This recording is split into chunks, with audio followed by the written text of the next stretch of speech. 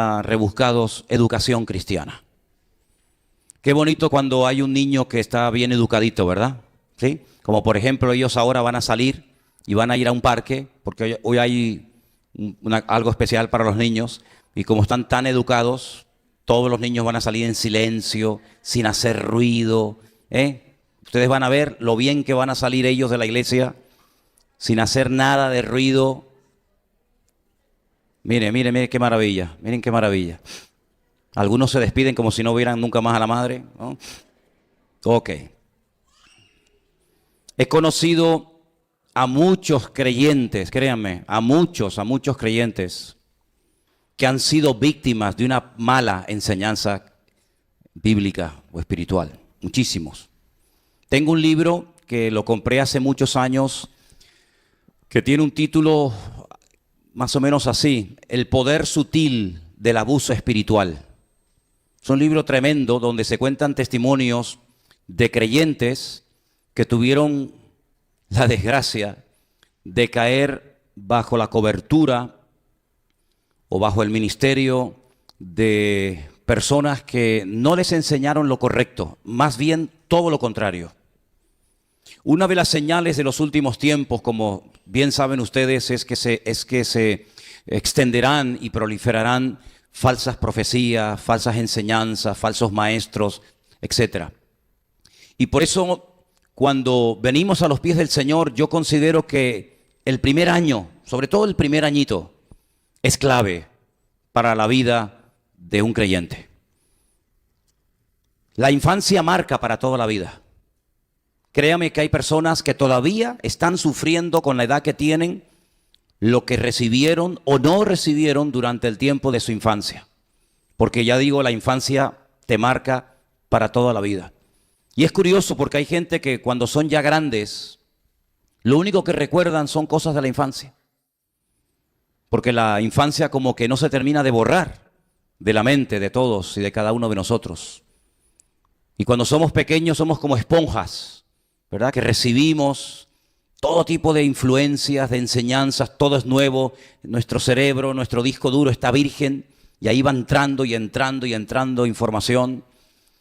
Y ya el Señor, cuando comenzamos esta obra hace ya unos cuantos años atrás, nos hablaba, nos preparaba acerca de que aparecerían por este ministerio, por esta iglesia, personas que vendrían heridos, maltratados espiritualmente hablando, carentes de una enseñanza sana, de una sana doctrina que trae madurez y trae estabilidad, ¿verdad?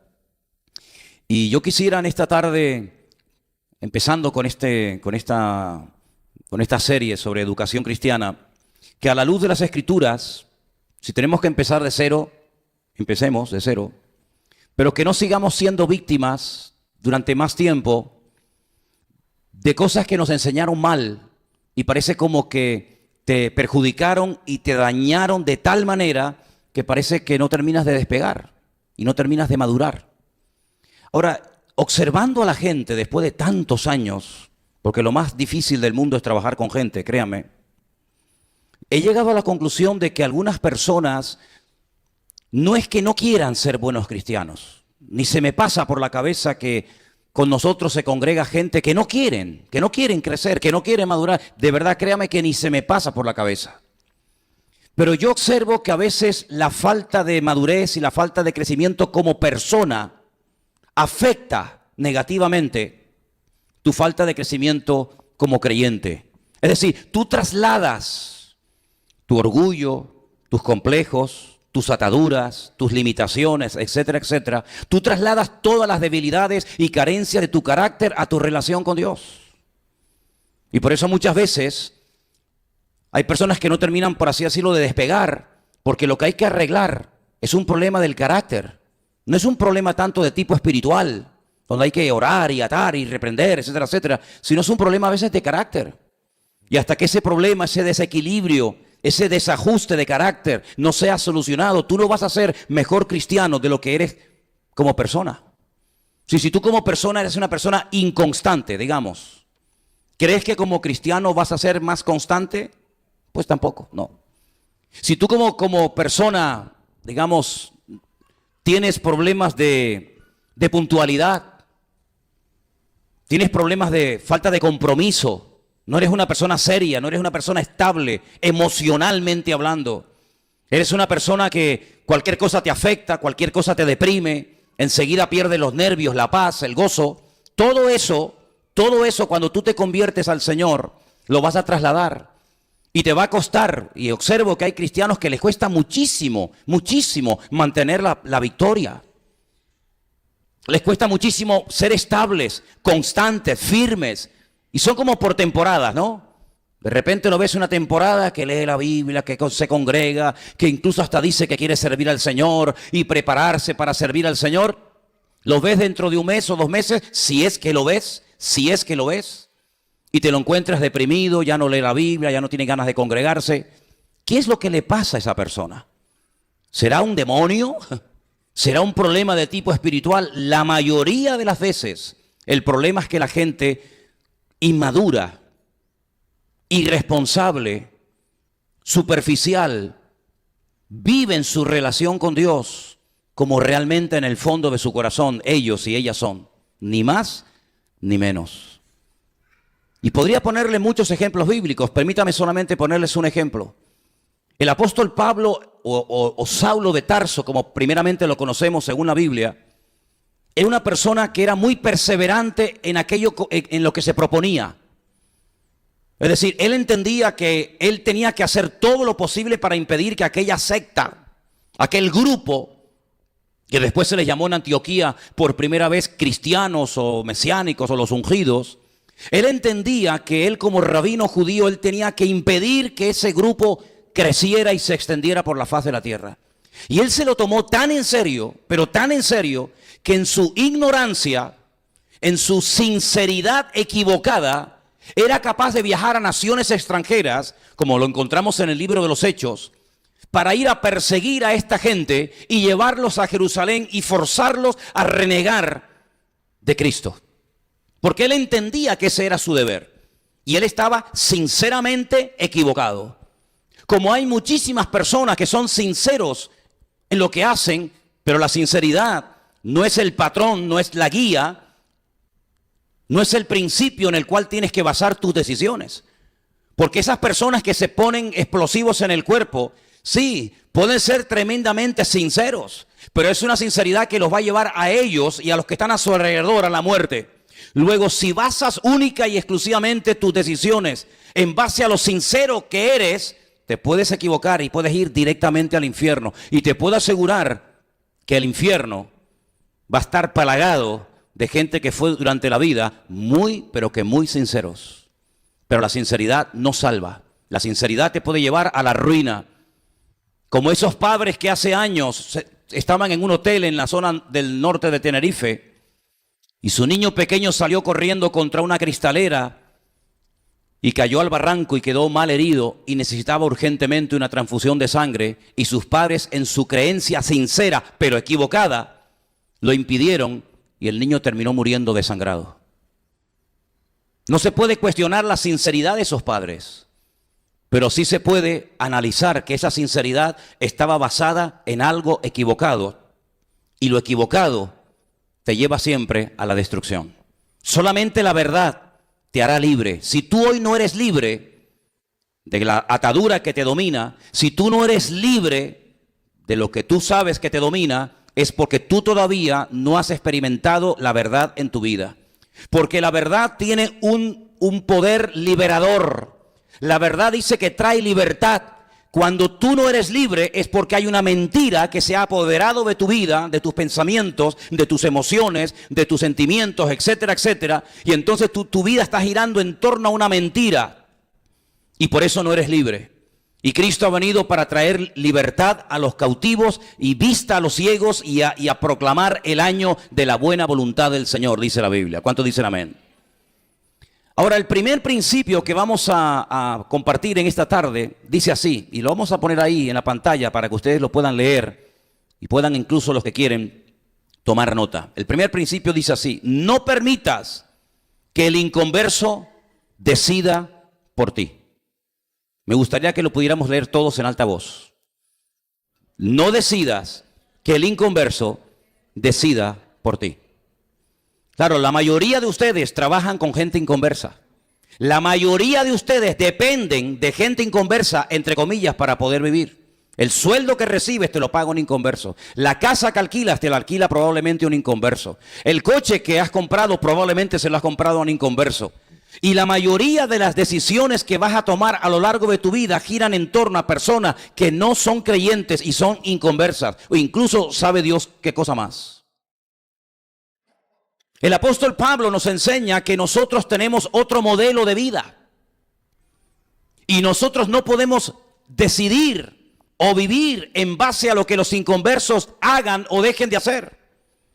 Tenemos 3 elementos fundamentales para poder vivir vidas cristianas victoriosas. Pero eso no solamente me funciona a mí, porque yo soy pastor, sino son 3 elementos, 3 instrumentos que están a disposición de todos los creyentes sobre la faz de la tierra. Y uno de esos elementos es la palabra escrita de Dios. ¿Cuántos dicen amén? Segunda de Timoteo 3, versículo 16. Segunda de Timoteo capítulo 3, verso 16. Podemos abrir un poquito la puerta de afuera, por favor. Escuchen bien este texto porque es muy interesante, porque aquí vas a encontrar todo lo que tú vas a necesitar a lo largo de tu vida y de tu relación con el Señor. Y dice así: toda la escritura es inspirada por Dios y útil. ¿Para qué? Para enseñar, para redarguir, para corregir y para instruir en justicia. Fíjate las cuatro funciones de la palabra escrita del Señor. Dice que es útil. Y es útil, como dice aquí, para enseñarnos, para corregirnos, para instruirnos, a fin de que el hombre de Dios sea perfecto, completo, enteramente preparado para toda obra de Dios. Tú tienes a la luz de las Escrituras que ir siempre por delante. Tú tienes la palabra de Dios por escrito, el mapa, la brújula de Dios, la tienes en tu mano 24 horas al día. Para que a la luz de la palabra de Dios tú sepas si lo que te están ofreciendo es de Dios o no es de Dios. Si te conviene o no te conviene. Si tú pones tu presente y tu futuro en las manos del inconverso, el inconverso, permítame la expresión, siempre barrerá para casa. El inconverso no está interesado en tu progreso, en tu desarrollo espiritual. Al inconverso no le interesa si puedes o no puedes venir a los cultos. Al inconverso no le interesa si llegas a tu casa reventado, cansado, alegre, triste o deprimido.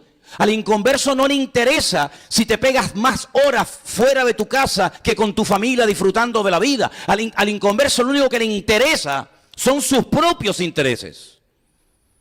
Y por eso hay momentos, hermanos, que las ofertas del mundo, como decía nuestro hermano el domingo pasado, la comida del mundo no es la que a ti te conviene.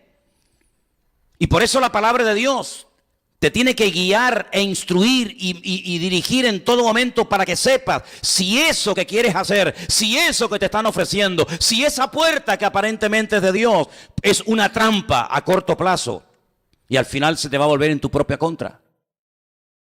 No puedes poner tu vida en las manos de los inconversos. Algunos de ustedes, tal vez sus esposas o sus maridos, no son convertidos. Y tú no puedes depender de lo que él diga. Si él no quiere venir al culto, pues nadie viene al culto. ¿Por qué? Porque él ha decidido no venir al culto. Pues si no quiere venir, que no venga. No, pero es que eres el que tiene el coche, pues coge la guagua. Es que están de huelga, pues vienes caminando. Pero en otras palabras, lo que no puede girar tu vida es en torno a un inconverso. Llámese padre, llámese marido, llámese quien sea. Porque por encima de ti hay una autoridad y esa autoridad es a la que tú le debes sometimiento y esa autoridad es la cabeza, es el Señor. Puede ser que algún día el inconverso diga, pues sí, no hay ningún problema, pero ¿y el día que te lleve la contraria? ¿Y el día que te ponga entre la espada y la pared, qué vas a hacer?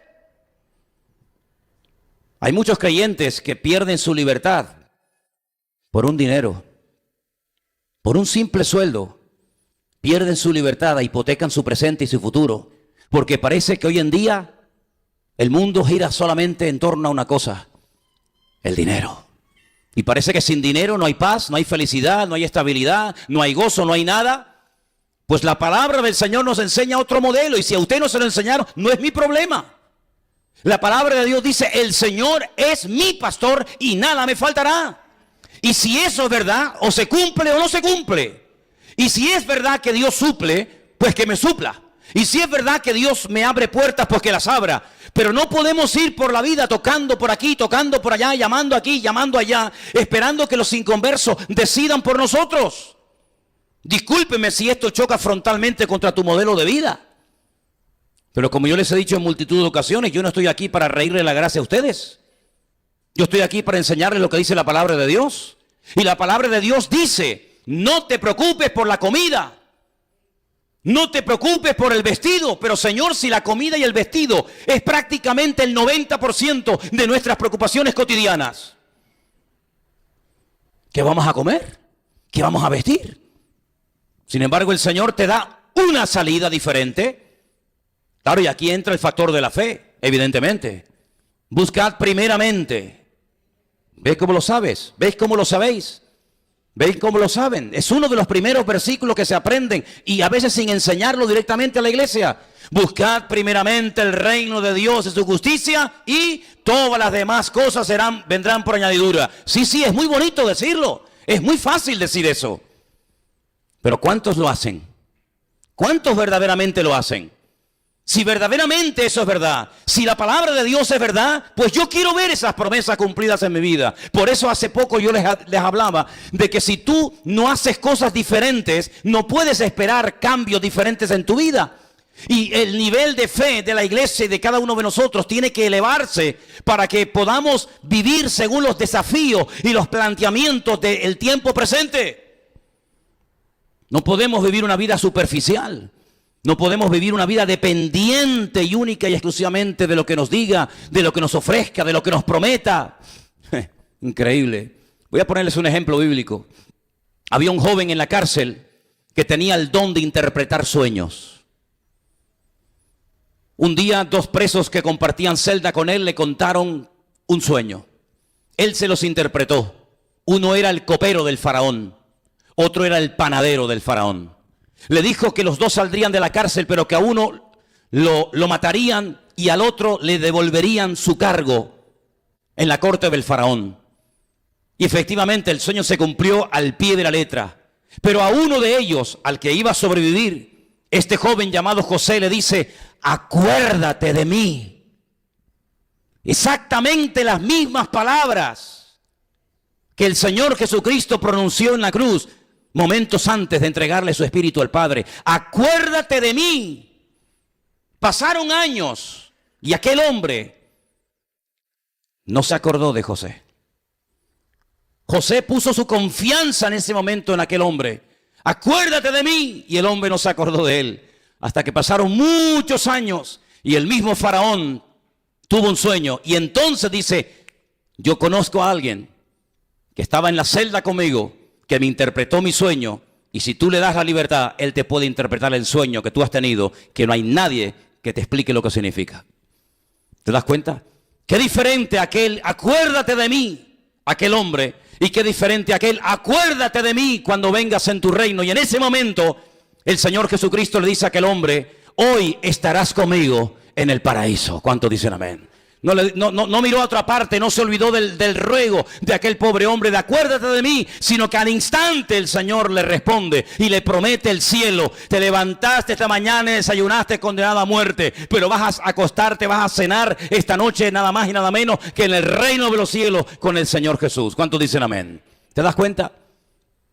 Así que, hermanos, tenemos la palabra, pero tenemos un elemento que yo creo que sinceramente no somos conscientes del poder que tiene. Y es la oración. Si comenzáramos en esta tarde a buscar ejemplos bíblicos de gente que oró y estuvieron respuesta, estaríamos aquí hasta el 31 de diciembre. Porque la Biblia está plagada de ejemplos de personas que en momentos de desesperación, cuando no había ninguna posibilidad, oraron, clamaron al Señor y el Señor hizo auténticos milagros. Cosas que ni siquiera con dinero se podían haber conseguido. ¿Quién iba a poder sanar aquella señora mayor llamada Sara para que fuera madre de multitudes? ¿Quién iba a poder sanar a su nuera? ¿Quién iba a poder sanar a la esposa de Jacob? ¿Quién iba a poder sanar a Ana, la madre de Samuel? Hermanos queridos, hay momentos en la vida de que ni con dinero, ni con toda la experiencia que tienes acumulada en esta vida, las puertas se abrirán, sino solamente a través del poder de la oración. Pero todavía confiamos demasiado en nosotros mismos, en nuestra experiencia, en nuestro currículum, en nuestros años, en nuestra madurez. ¿Y saben qué? Cada vez confío menos en mí mismo. Solamente tenemos que confiar en Dios. Porque tú muchas veces encuentras personas, permítame, con un nivel muchísimo más bajo que el tuyo, que consiguen trabajos extraordinarios. Y tú con un nivel espectacular no consigues. O te encuentras gente tremendamente fea, casada con 8 hijos.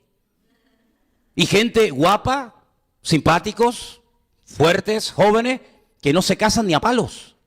Y tú dices, pero ¿cómo puede ser que este tío tan feo se haya casado y este chico o esta chica todavía nada? Hermanos, captemos el mensaje. Lo natural es el reflejo de lo espiritual. Tenemos que doblar las rodillas, tenemos que confiar más en el poder del Señor. Tú no te das cuenta que Dios está llevando a la humanidad, Dios está llevando a los gobiernos, Dios está llevando a los países a que se postren delante de Él y reconozcan de que ni con recursos naturales de incalculable valor se puede salir adelante, sino solamente hay una posibilidad de levantarse, y es en el nombre de Jesucristo. Levántate y camina.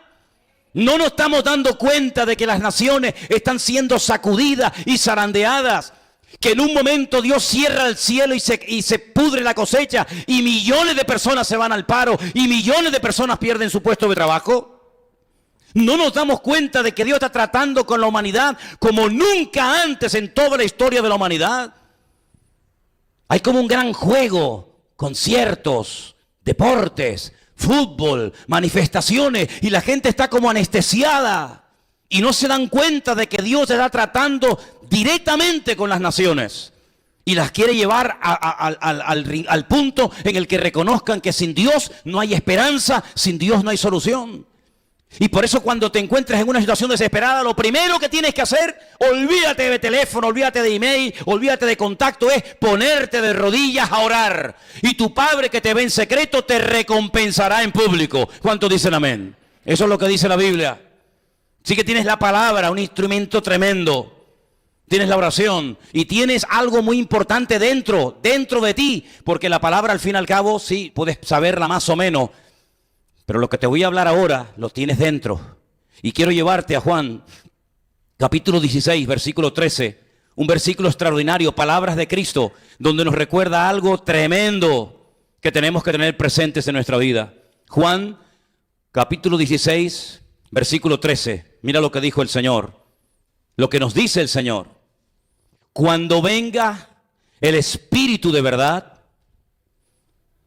Él os guiará ¿a qué? A toda la verdad. Es decir, que todo lo que no es de la verdad no me va a guiar. Esto es algo maravilloso, porque no es será aquí, será allá, será esta puerta, será la otra puerta, será que tengo que llamar a este, será que no tengo que llamarlo. Señor, guíame a la verdad. Y así van a caer por el camino muchas cosas. No vas a perder tiempo ni energía, sino que vas a ir directamente a la verdad. Porque no hablará por su propia cuenta, sino que hablará todo lo que oyere y os hará saber las cosas que habrán de venir. ¿Cuántos dicen amén? Así que no hace falta comprar el periódico de mañana para saber lo que va a pasar en el mundo. Aquí lo tenemos en la Biblia.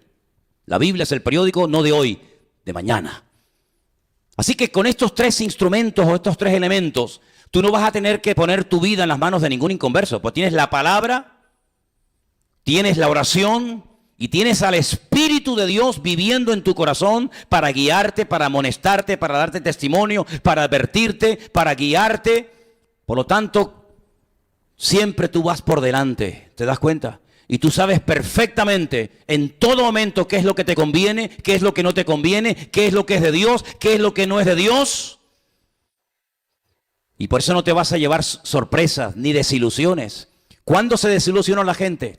¿Cuándo se desanima a la gente? Cuando espera recibir algo de alguien y ese alguien no se lo da y te llevas una desilusión. Yo creía que este señor iba a cumplir su promesa. Yo pensaba que me iba a llamar. Yo pensaba que se iba a acordar de mí. Claro, tú habías depositado tu confianza en esa llamada. Tú habías depositado tu confianza en ese inconverso al fin y al cabo. Y cuando no te dio y no te llamó y no se acordó de ti, automáticamente tu fe se vino al garete.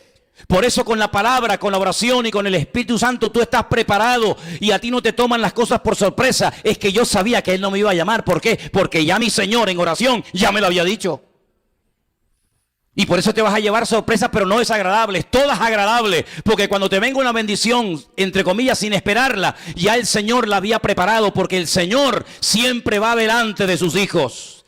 Y Él tiene bien cuidado de todos y cada uno de los detalles de tu vida. ¿Cuántos dicen amén? Ahora, en todo esto, en el compás de espera, que es lo peor.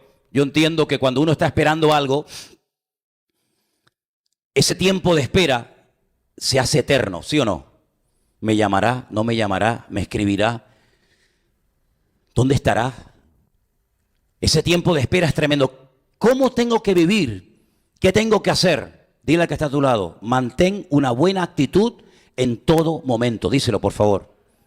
Mantén una buena actitud en todo momento. Si empiezas a quejarte, si empiezas a lamentarte, si empiezas, hermano, a decir tonterías, puedes perder la bendición de Dios. Y déjame que les diga algo, para que cuando te pase, te recuerdes que hoy te lo estoy enseñando. Antes de que venga la bendición, Dios te estará en un tiempo de espera, como que no pasa nada. Y tú dices, Señor, pero ¿dónde estás? ¿Dónde te has metido, Señor? ¿Hasta cuándo? Decía el salmista. ¿Hasta cuándo? Ese tiempo de espera es el instrumento favorito de Dios para tratar con tu vida. Así que recuerda esto. La actitud es lo que marca la diferencia. Hemos leído hoy una porción, Sonia nos leyó una porción, donde una mujer no judía se atreve a ir a un judío a pedirle que haga un milagro a favor de su hija. El Señor Jesucristo se le queda mirando y la trata como se trataban en aquella época a las personas que no eran judías. Y le dice, yo he venido con un objetivo. Yo he venido con un propósito establecido y diseñado en la eternidad por mi Padre. Y es que yo tengo que venir primeramente a las ovejas perdidas de la casa de Israel. Y a través de la restauración de la casa de Israel, el mundo entero llegará al conocimiento de la verdad. Ese era el objetivo inicial. Sabemos que después fue diferente. Por lo tanto, cuando una mujer no judía, sirofenicia, se le acerca a Cristo a pedirle por una hija que tiene unos problemones espirituales terribles, ella reconoce que sus ídolos, su religión, su cultura no les sirven de nada. Por lo tanto, tiene que reconocer que tiene que ir al Señor Jesucristo, que es judío, a pedirle socorro urgentemente. Pero no recibe al momento lo que ella está pidiendo, sino que Jesús le dice, yo he venido a la casa, a las ovejas perdidas de la casa de Israel. Y no está bien coger el pan, y ahora le habla metafóricamente, coger el pan y dárselo a los perros. Y ella entiende perfectamente que ese es el trato de la época, del judío hacia el gentil. Ella sabe que es una persona sin ningún derecho, sin ningún privilegio. Pero ella le dice algo al Señor, que al Señor lo sacude y le llama mucho la atención. Y es lo siguiente, Señor, ya sé que no está bien coger el pan de los hijos de la familia y dárselo a los perros de la casa. Pero los perros de la casa, por lo menos, tírale las migajas. El pan dáselo a tus hijos, pero las migajas, con una sola migaja, mi problema se soluciona. En otras palabras, ella no cuestiona la respuesta del maestro. Ella no se derrumba ante la palabra fuerte del Señor, sino que ella persevera. Y aquí hay un secreto que muchos no han terminado de descubrir. La primera palabra que no te esperabas, ¡pum!, ya no voy más a la iglesia. La primera cosa que no entra dentro de tu esquema religioso, ya estás pensando en mandarte a mudar a otro sitio. Y aquí hay una persona que la han llamado perra. Aquí hay una persona que no le han dado ni un rayo de esperanza. Espérate un momentito que atiendo a esta gente y en cuanto termine voy a tu casa y sano a tu hija. Vale, Señor, yo espero. ¿Cuánto? 3 horas, 8 horas. No hay ni un rayo de esperanza. No hay ni una palabra de educación. No hay una delicadeza. No hay nada. Hay el trato normal y cotidiano del gentil hacia el del judío hacia el gentil. Pero ella persevera, no me importan las circunstancias, no me importa lo que me ha dicho. A mí lo que me importa es que tengo una hija con un problema que mi religión y mis ídolos no pueden solucionar, pero yo sé que Él se me lo puede solucionar. Y si me tiene que humillar, que me humille. Y si me tiene que pisotear, que me pisotee. Pero yo no me voy de aquí hasta que mi hija sea sanada. Esa es la fe que Dios está buscando en el pueblo de Dios hoy en día. No una fe superficial que, ay, qué bonita la iglesia. Y a las 3 semanas, si te he visto, no me acuerdo. ¿Por qué? Porque el pastor no me saludó. Porque la hermana no sé qué. Pero ¿qué tipo de fe estamos desarrollando entre nosotros, hermanos? Cuando el Señor Jesucristo oye la respuesta de madurez de esta mujer, le dijo algo increíble. Grande es tu fe. Notó que la fe de esa mujer mal encaminada era una fe potencialmente poderosa. Y el Señor le dijo, en este momento tu hija ha sido totalmente sanada y restaurada. Yo creo que hay personas que no han recibido su milagro porque no han perseverado en los caminos del Señor. Yo creo que te faltaba media hora más de oración. Yo creo que te faltaba un par de kilómetros más. Pero por no haber perseverado perdiste la bendición. Permíteme que te cuente una historia real que pasó en la Rusia de la época de los zares. Había un campesino que estaba en el camino llorando, amargado y entristecido. Y por allí cuenta la historia que pasó la carreta del zar de Rusia en aquellos tiempos. Manda a detenerla y le pregunta, ¿por qué lloras? Y le dice, porque no tengo tierra para sembrar. Soy agricultor y no tengo tierras.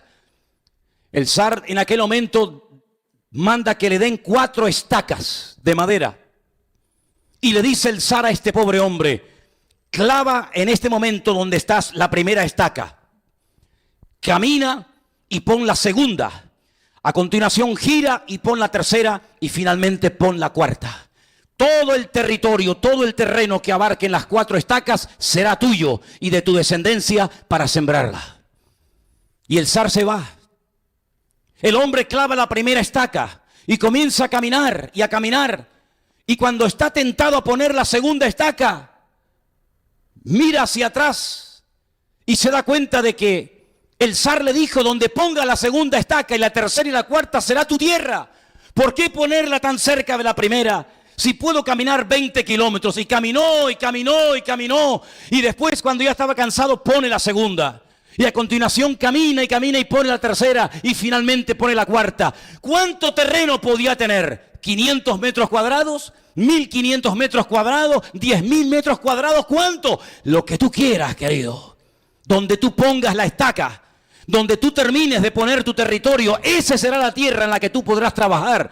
Y por eso la palabra de Dios nos enseña que tenemos que tener fe, porque hasta donde lleguemos con nuestra fe y con nuestra relación con Dios, hasta allí verás la gloria del Señor. Hay gente que pone la estaca muy cerca, la primera, la segunda, y tienes ahí 1 metro cuadrado, cuando no hay límites. Ensancha el sitio de tu tienda y las cortinas de tu habitación. No seas escasa, dice la palabra de Dios. Y hay creyentes que son muy mediocres a la hora de orar. No tienen la confianza en un Dios todopoderoso, al que le cantamos domingo tras domingo. Y cantamos a un Dios poderoso, pero vivimos como si tuviéramos un Dios pobre. Y cantamos y adoramos a un Dios maravilloso, pero que a la hora de la verdad no puede resolver mis problemas cotidianos. Y hay una incongruencia, se produce un divorcio entre lo que creo y entre lo que practico. Por eso digo e insisto, mantén una buena actitud en todo momento. ¿Cuántos dicen amén? ¿Cómo puedes decir que crees en un Dios poderoso? Que esta es la palabra de Dios. Y cuando te preguntan cómo estás, tu respuesta no es una respuesta que realmente sea atractiva. No te das cuenta, y te lo he dicho 1.000.000 de veces, que está demostrado científicamente que cuando una persona cree algo, pero practica algo diferente a su creencia, enferma su cabeza y su cerebro. Por eso, amados hermanos, tenemos que estar en armonía y darnos cuenta que si creemos en un Dios grande, tenemos que orar como si estuviéramos orando a un Dios grande, y hablar como si tuviéramos a un Dios grande, y vivir y comportarnos ante la vida como si tuviéramos a un Dios grande. ¿O es que nuestro Dios no es grande? Por supuesto que sí.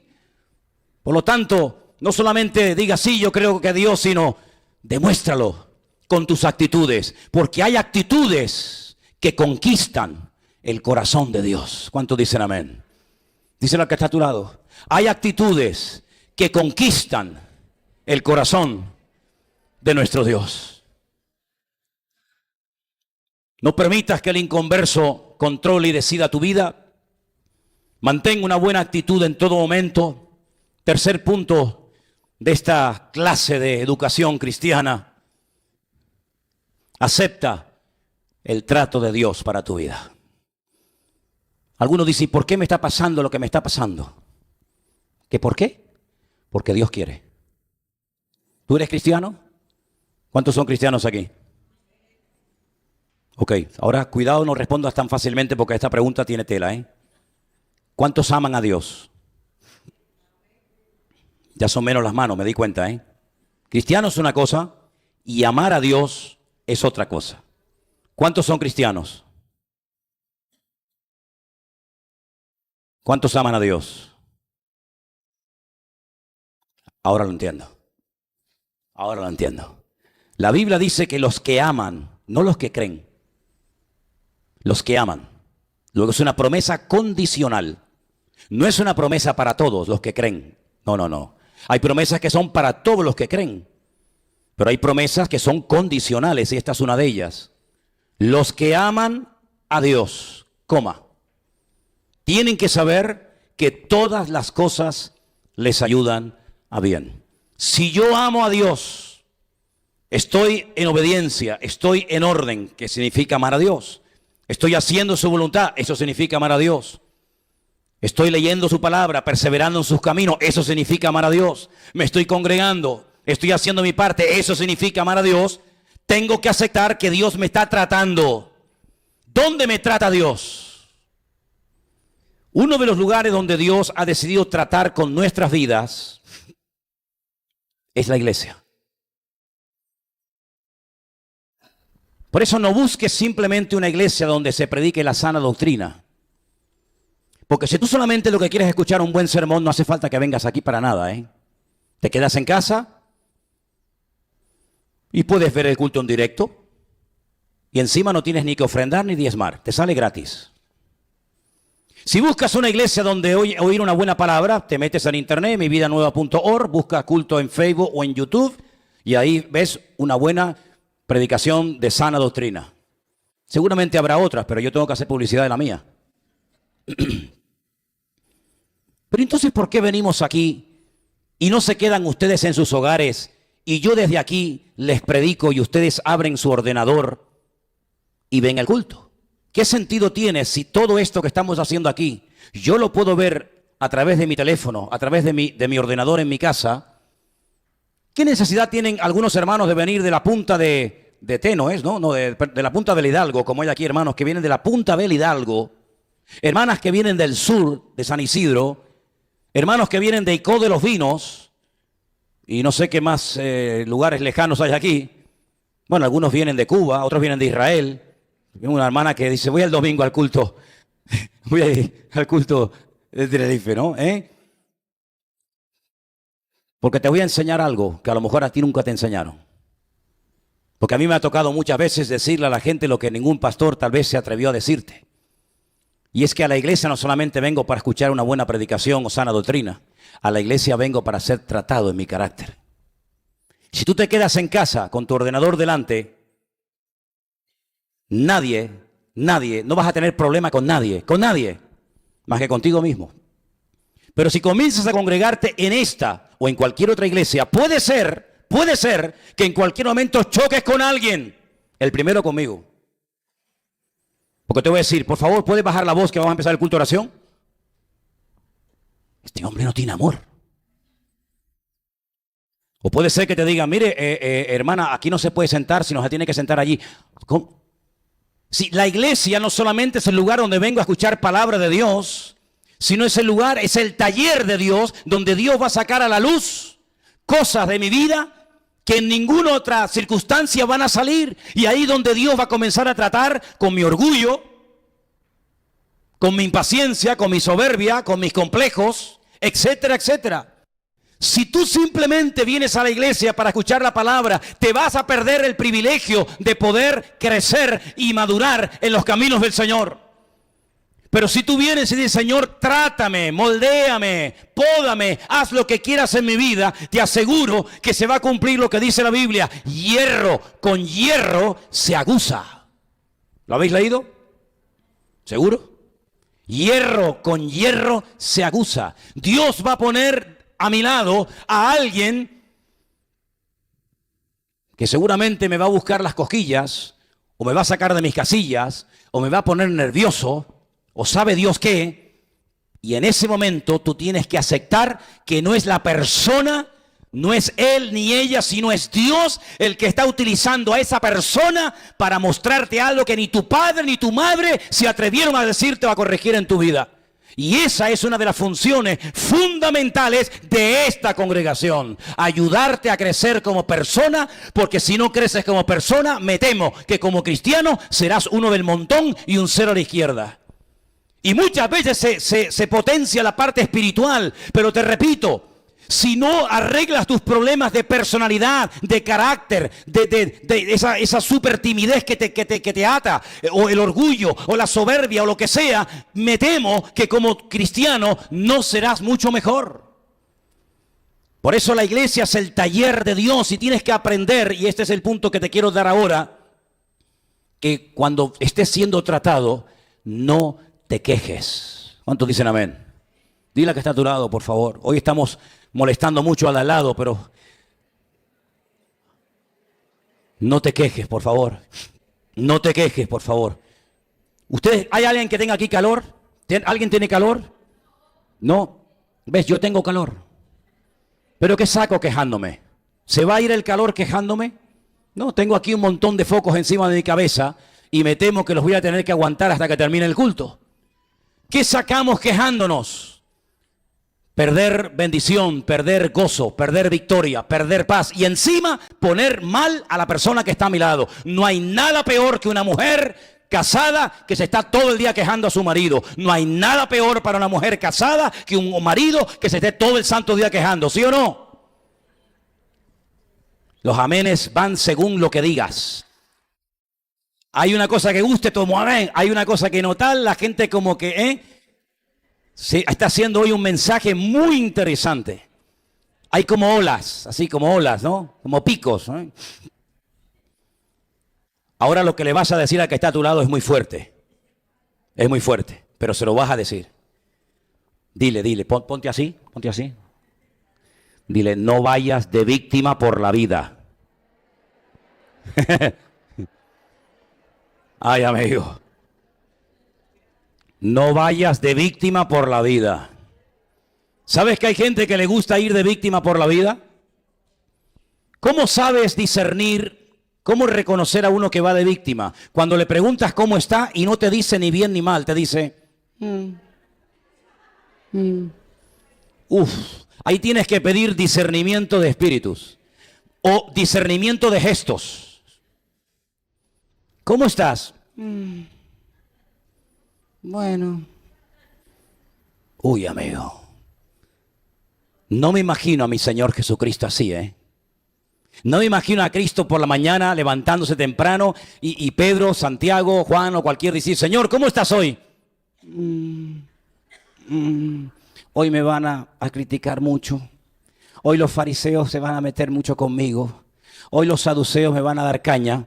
No me lo imagino así al Señor. Permítame, no me lo imagino así. No me lo imagino así.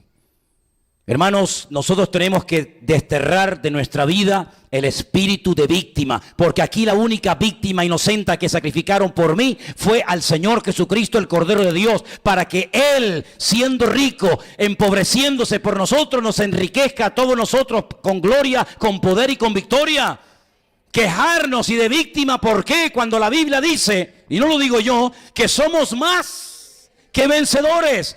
Somos real sacerdocio, somos nación santa, somos pueblo adquirido por Dios para anunciar las virtudes de aquel que nos llamó de las tinieblas a su luz admirable. ¿Cómo voy a ir de víctima si la Biblia me prohíbe ir de víctima? Si la Biblia me declara vencedor y me declara, hermano, hijo de Dios. Por lo tanto, ir de víctima no tiene ningún sentido. Tienes que aprender a descubrir lo oculto en lo revelado. A ver cómo se come eso. Ponlo ahí. Descubrir lo oculto en lo revelado. Tenemos la revelación de la palabra y tenemos la vida natural en la que nos movemos. La vida natural en la que nos movemos es una sombra de la vida espiritual. ¿Vale? La Biblia dice que las cosas que ocurrían en el Antiguo Testamento eran sombra de lo que iba a ocurrir en el Nuevo. Bien, el mundo natural es un reflejo de lo que muchas veces está ocurriendo en el mundo espiritual. Todo este desorden, esta corrupción, este desmadre que hay, es la causa directa de que el mundo espiritual está siendo sacudido como nunca antes en la historia. ¿Saben por qué? Porque en el mundo angelical, en el mundo donde se mueven los ángeles, los serafines, los querubines y los demonios y el mismísimo Satanás, saben y perciben perfectísimamente que los tiempos se están acortando y que Cristo viene muy pronto. Y por eso Satanás lo que está haciendo es sacar toda su artillería y asustando al mundo e incluso a algunos creyentes, haciéndonos creer que esto se ha ido de madre y que el mundo va a ir de mal en peor y que los cristianos tenemos que meternos en cuevas porque no tenemos nada que hacer. Pues no, señor. La Biblia dice que la gloria postrera que experimentará la iglesia será mucho mayor que la gloria primera que experimentó la iglesia primitiva. En otras palabras, sí, es verdad que la maldad se multiplicará, pero también dice la Biblia que los que perseveren hasta el fin, esos serán salvos. Y nosotros no somos de los que claudicamos ni tiramos la toalla ante la primera crítica, ni ante la primera mirada, ni ante el primer mal gesto, sino que aprovechamos eso para crecer, para madurar y para acercarnos mucho más al Señor. Se aprende más llorando y sufriendo que riendo. Lo que se aprende llorando no se olvida nunca. Y si no, pregúntale a una hermana el parto. No lo olvidan nunca. De hecho, muchas veces he ido a lugares y las hermanas se ponen a hablar de cómo fue, de cómo no fue, que el niño salió, que entró no, si no salió, ¿no? Y salió porque es un dolor que te marca para toda la vida, pero es un dolor que trae el gozo de haber podido parir y traer una criatura a este mundo. Y en la vida cristiana lo que se aprende riendo se olvida rápido. Pero lo que se aprende con lágrimas y con dolor y sufrimiento, no lo olvidas en tu vida. Y yo no entiendo cómo hay gente que va a las iglesias a reírse. Hay iglesias que son auténticos circos, donde la gente va a reírse. Y sin embargo, las iglesias a lo largo de la historia eran lugares donde la gente iba y eran quebrantados y lloraban por la exposición de la palabra de Dios. Y los pecadores eran conmovidos al arrepentimiento, no a la risa ni al desmadre, como lamentablemente hoy en día encontramos muchísimos circos. Ahora, en todo esto que estoy hablando, yo quiero que tengas permanentemente a dos personajes en tu cabeza, por favor. Y a partir de hoy, hasta que terminemos esta serie de principios de educación cristiana, quiero que leas todo lo que puedas sobre el personaje de José y todo lo que puedas sobre el personaje de David, por favor. La historia de José te la encuentras en el libro del Génesis. Toda está en Génesis, ¿vale? Y la historia de David te la encuentras a partir de Primera de Samuel. Empápense de la historia de esos dos personajes, José y David. David y José. Porque ellos aprendieron que para poder llegar a la madurez y para poder llegar a descubrir la esencia y el corazón de Dios, uno tiene que ser perfeccionado por aflicciones y por pruebas y por dificultades. Ellos no rehuían del trato de Dios. Ellos entendían que si quieres madurar, tienes que pasar por el taller de Dios. Y además te digo algo, se nota a la legua quién ha pasado por el taller de Dios y quién es un niño bonito que no le puedes hacer ni porque enseguida se deprime. Se nota a la legua quien está curtido en batallas, quien aguanta carros y carretones, quien aguanta lo que le echen, lo que le digan. Lo podrás ver, como decía Pablo, como entristecido, mas siempre gozosos, como no teniendo nada, mas poseyéndolo todo, como desconocidos, pero bien conocidos, ¿verdad? Pues, hermanos, esas experiencias que se aprenden en el trato, en la lágrima, en el valle de sombra y de muerte, en la angustia, en la soledad, en la persecución, en la calumnia, en la mentira, en la incomprensión, esas lecciones son las que maduran al creyente y los que lo elevan a una altura y a una dimensión espiritual que es la que Dios está buscando en estos últimos tiempos. Y quiero terminar compartiendo el último digamos, principio. Hemos hablado acerca de no ir de víctimas, de no permitirle al inconverso dirigir nuestra vida, de mantener en todo momento una buena actitud, de aceptar el trato de Dios, de descubrir lo que Dios me está tratando de decir en lo que no veo, en lo oculto, por así decirlo. Como la iglesia es el taller de Dios, pero también quiero terminar diciéndoles esto. Mejorar no es lo mismo que cambiar. Y yo noto que hay gente que ha mejorado, pero no han cambiado.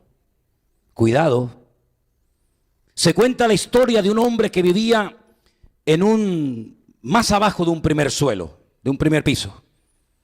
Y la humedad del jardín le tenía la pared de la casa llena de humedad, ratones, cucarachas, insectos se le metían en la casa porque vivía por debajo del nivel de tierra.